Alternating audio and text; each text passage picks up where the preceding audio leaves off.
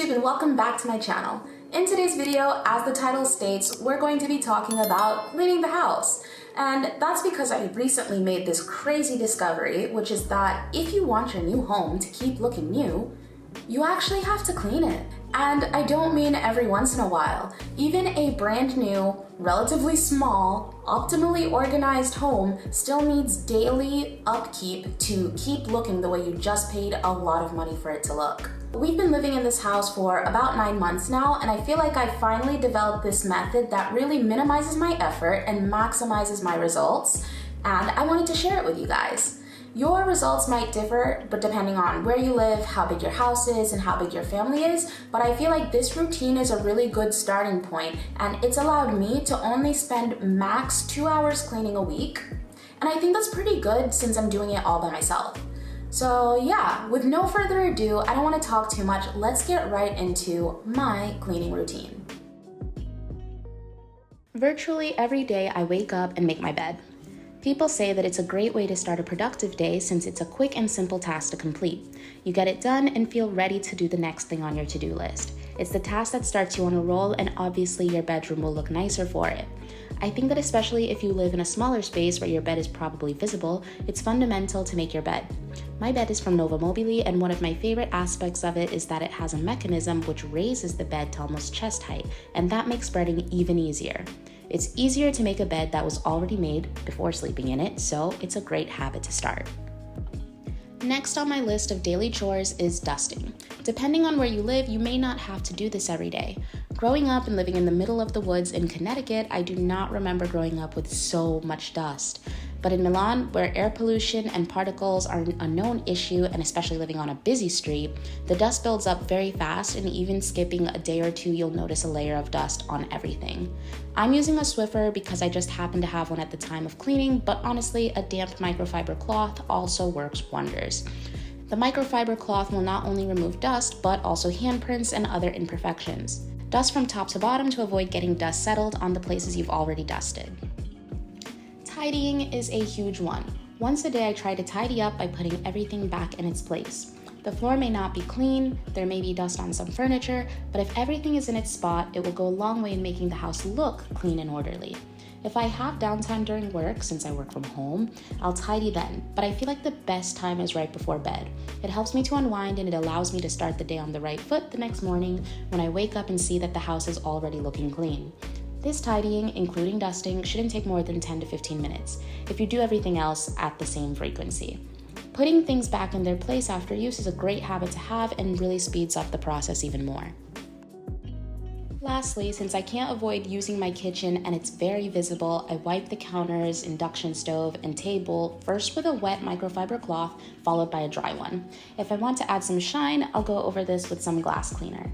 Again, this task doesn't take me more than 10 minutes. Once a week, usually Saturday or Sunday morning, I'll tackle the bathroom and do the more involved cleaning.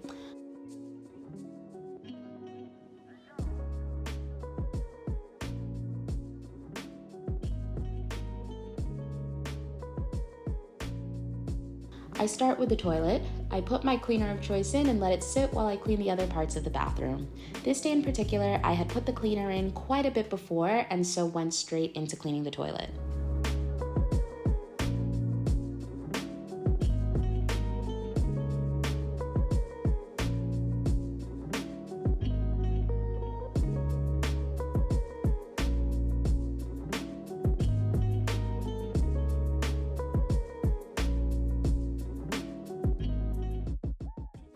Both the bidet and sink are relatively low maintenance. I just clean them with Viacal on the inside and the anti-limescale glass cleaner on the outside for extra shine.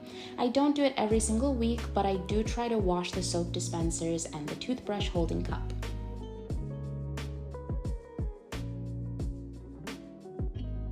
The bathroom mirror, like the glass table, can be wiped with a wet microfiber cloth, followed by a dry one. For the shower, I use FinalCut, which is an anti-limescale cleaner, and I also use an anti-limescale glass cleaner. I've tried other products and mixtures before, but unfortunately, the hard water of Milan causes calcium to form almost immediately, and it can be difficult to remove if you're not on top of it. The FinalCut easily removes the limescale buildup, and anti-limescale glass cleaner leaves the shower glass looking spotless for longer. If you guys have other more environmentally friendly or less abrasive solutions that work on hard water locations, feel free to let me know in the comments. Moving on to the kitchen.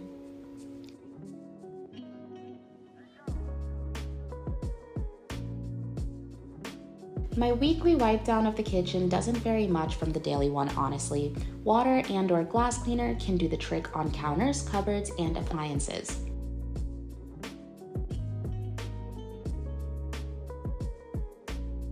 The cleaning of the inside of the appliances is done by my husband, who has an app for each appliance that notifies us when they need to be cleaned.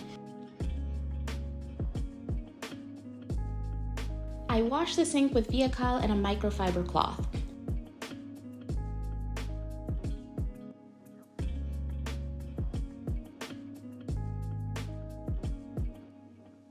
I wipe the big furniture with a damp microfiber cloth, followed by a dry one.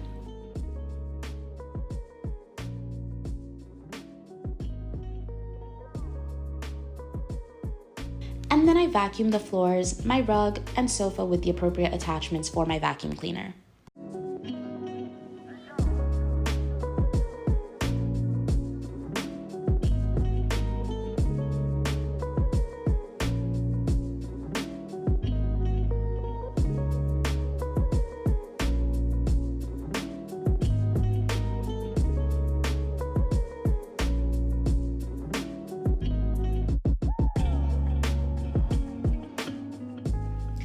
As we've been in the apartment for less than a year, we haven't gotten to some of these yearly tasks, but I'd say right now that the curtains and windows can be washed yearly. It's Tia from another day. I thought it could be interesting to show you guys what my house looks like in the middle of the week after following, all of these daily, weekly, monthly, whatever routines. Once I've gotten them fully integrated into my schedule, my house ends up looking a bit like this during the week.